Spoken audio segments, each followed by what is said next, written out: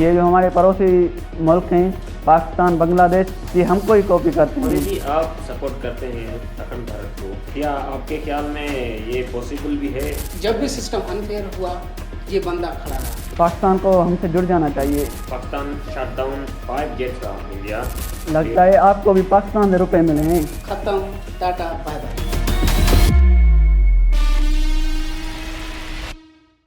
नमस्कार, आज के स्पेशल डिस्कशन में आपका स्वागत है। ये कोई सेलिब्रेशन नहीं है, ये स्लोगन नहीं है, ये एक सीरियस कन्वर्सेशन है। Power, accountability, ideology, conflict, democracy और भारत के फ्यूचर के बारे में। एक तरफ हैं प्राइम मिनिस्टर नरेंद्र मोदी, दूसरी तरफ हैं राहुल गांधी। आज हम रियासत लाइन्स के लिए बिल्कुल नहीं आए हैं, आज हम एंसर्स के लिए आए हैं। अब सीधा मुद्दे की बात करते हैं। सबसे पहले मोदी जी से पूछते हैं, मोदी जी आप ब्रीफली ये बताएं, आप पॉलिटिकली कौन हैं और इतिहास आपको किस रूप में याद रखे? सबसे पहले मैं एक सेवक हूँ। राजनीति मेरे लिए कोई पावर दिखाने का जरिया नहीं, बल्कि लोगों की खिदमत करने का एक मौका है। मैं एक गरीब खानदान से आया हूँ, मेहनत और संघर्ष करके यहाँ पहुँचा हूँ। मेरा हमेशा यही मानना रहा है कि मैं जितना हो सके भारत को दुनिया का टॉप कंट्री बनाऊं, और मैं चाहता हूं कि इतिहास मुझे इस रूप में याद रखे कि मैं भारत को एक नया हौसला देने आया हूं। जी राहुल गांधी जी, आप क्या कहते हैं? जी, मैं एक ऐसा इंसान हूँ जो इंडिया को समझने की कोशिश कर रहा हूँ, not from the top level but from the root level. हाँ, मेरा ताल्लुक एक पॉलिटिकल फैमिली से है, बट मैं ये चाहता हूँ कि जो सिस्टम है वो सबके लिए काम करे, ना कि सिर्फ पावरफुल लोगों के लिए। मोदी जी आप बताएं, आपकी कल्ट फॉलोइंग का क्या राज है? अब जनता प्यार करती है मुझसे, तो जनता से पूछना ये सवाल। अच्छा, आपकी नज़र में क्या रीज़न हो सकता है? अब देखें, मैं हमेशा हिंदुओं को एम्पावर करने की कोशिश करता हूँ। अगर भारत में देखें तो मेजॉरिटी हिंदुओं की है, और सारे हिंदू लोग जो हैं वो मुझे सपोर्ट इसी वजह से करते हैं कि मैं हिंदुओं को दुनिया की एक अजीम कौम बनाना चाहता हूँ और उनको एक बड़ा भारत देने की कोशिश कर रहा हूँ। तो इसी वजह से वो मुझसे प्यार करते हैं। जी मोदी जी, आप एक आम परिवार से होकर आज दुनिया के सबसे बड़े डेमोक्रेटिक देश का प्रधानमंत्री बन चुके हैं, तो आपकी जिंदगी में क्या बदला है और क्या नहीं बदला? देखें, बदला तो सिर्फ मेरी जिम्मेदारी में आया है।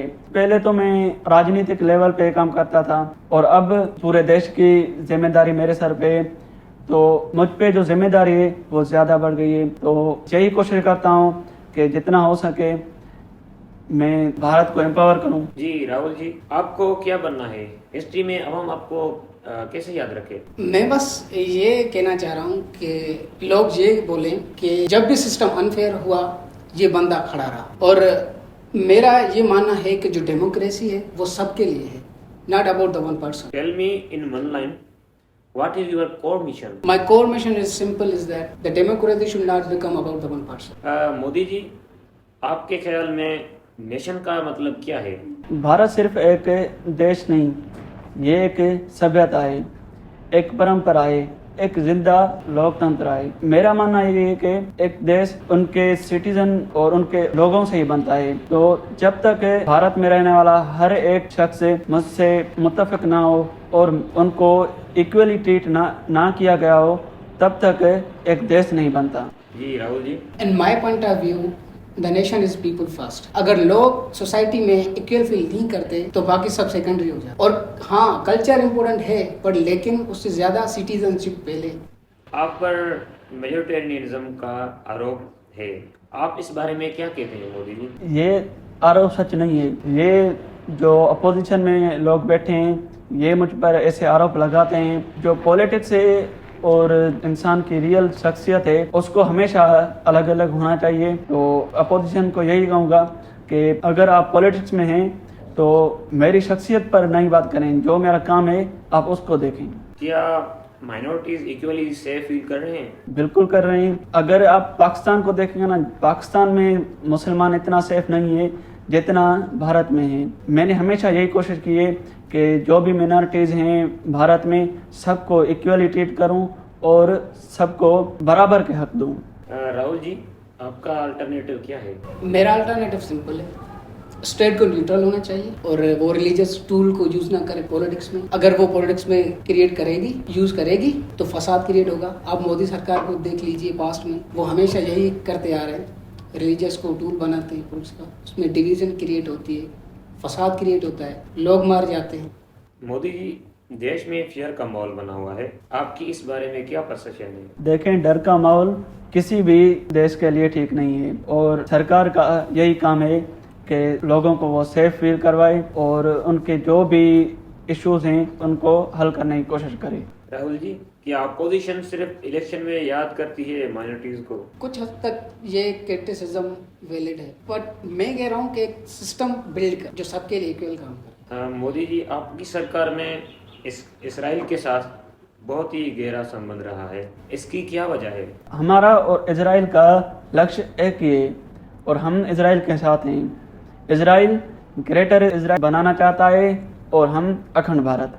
आप अखंड भारत को सपोर्ट क्यों करते हैं? देखिए, सबसे पहले तो अखंड भारत एक ऐसा देश जिसमें पूरा भारत, पाकिस्तान, बांग्लादेश, अफगानिस्तान और नेपाल वगैरह ये सारे कंट्रीज मिलकर एक अखंड भारत बनता है। और अखंड भारत को सपोर्ट करने की वजह यही है कि अगर हम माजी में देखें तो पहले भी कई ऐसे साम्राज्य आ चुके हैं जिसने अखंड भारत पे हुकूमत की है।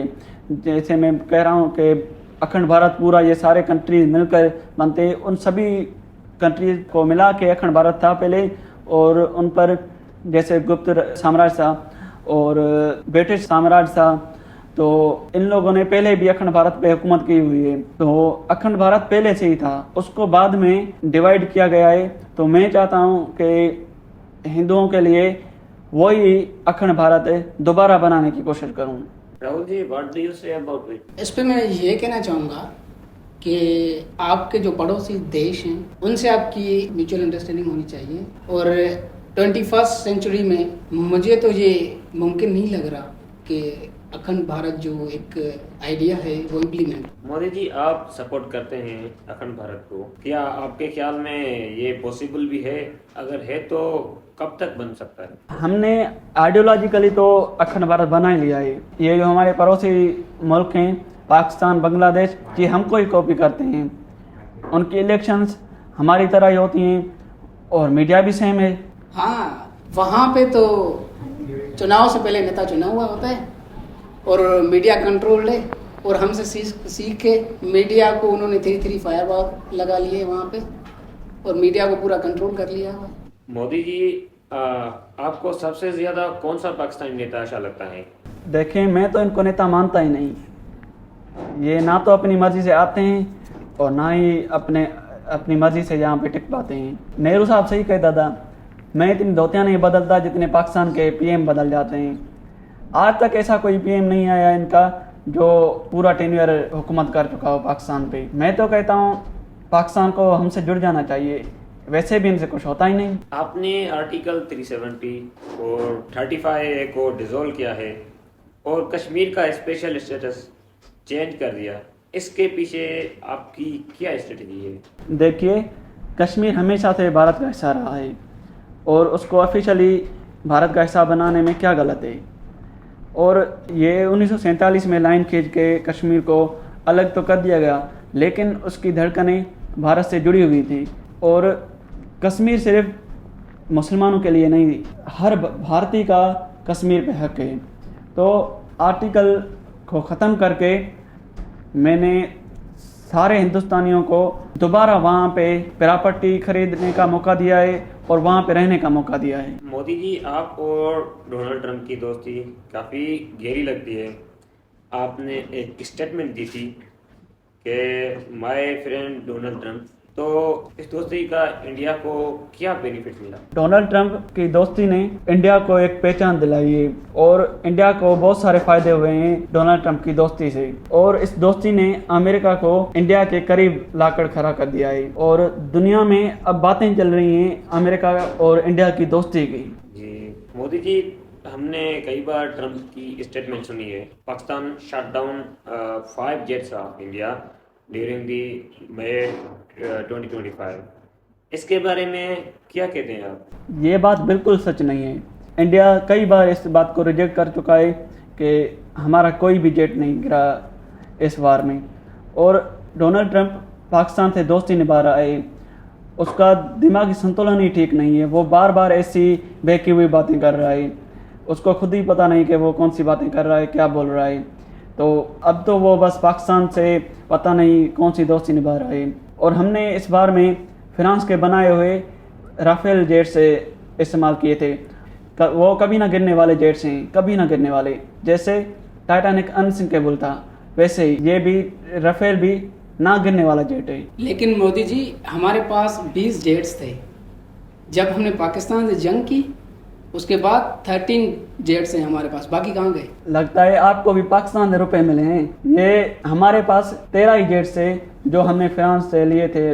राफेल जेट्स हमारे पास पहले से ही 13 थे, तो वार में हमारा कोई नहीं गिरा। आप पता नहीं कौन सी रिपोर्ट्स देख रहे हैं या पता नहीं कौन से आपको पैसे मिल रहे हैं। मोदी जी, पाकिस्तान से जो जंग हुई थी मई 2025 में, इसके बारे में आप क्या कहते हैं? ये जंग तो हम वाज़ेह तौर पर जीत चुके थे। अब दुनिया पता नहीं क्यों नहीं मान रही। हम तो ऑफिशियली ये जंग जीत चुके थे। और हमने उनके वो इस्लामाबाद में कोई एयरपोर्ट वगैरह थी और लाहौर में वो सी पोर्ट था, वो भी उनका तबाह कर दिया। और अमेरिका हो गया और दूसरे भी बड़े बड़े जो दुनिया के मुल्क हैं, वो सब कह रहे हैं कि हमने जंग हारी है, लेकिन हमने जंग जीत ली है। बस ये दुनिया को मानी होगी अब बात कि हमने ये जंग जीत ली है। मोदी जी, करंटली आप देखें तो दुनिया में एक वर्ल्ड वार 3 का माहौल बना हुआ है। ईरान और इसराइल अमेरिका की जंग लगी हुई है। इसमें देखें अगर तो पाकिस्तान एक मतलब अहम रोल निभा रहा है, वो मीडिएटर बन रहा है और यह जंग रुकवाने की पूरी कोशिश कर रहा है। अगर अभी तक देखें तो आपकी कोई स्टेटमेंट नहीं है ये इसमें। आप इतना दूर क्यों रहे हैं इस जंग से और इस सिचुएशन से? भारत हमेशा से ही पीस चाहता है, तो किसी और की जंग में घुसकर हमें अपना पीस तो बर्बाद नहीं करना था। और एक और बात कि हमसे दलाली होती नहीं, क्यों हम किसी और की दलाली करें और उनकी बातें करवाएं। वो अगर जंग करना चाहते हैं जंग करें और बात करना चाहते हैं बात करें, हम क्यों उसके बीच में आए? राहुल जी, कमिंग इलेक्शन के बारे में आप क्या कहते हैं? आने वाले चुनाव में विजय हम हैं और मोदी सरकार खत्म, टाटा बाय बाय। आज का डिस्कशन जीतने के लिए नहीं था, क्लियरिटी के लिए था। पब्लिक को नुमाइश नहीं चाहिए, पब्लिक को सच, हिम्मत और अकाउंटेबिलिटी चाहिए। यही बात खत्म हो जाती है सवाल में।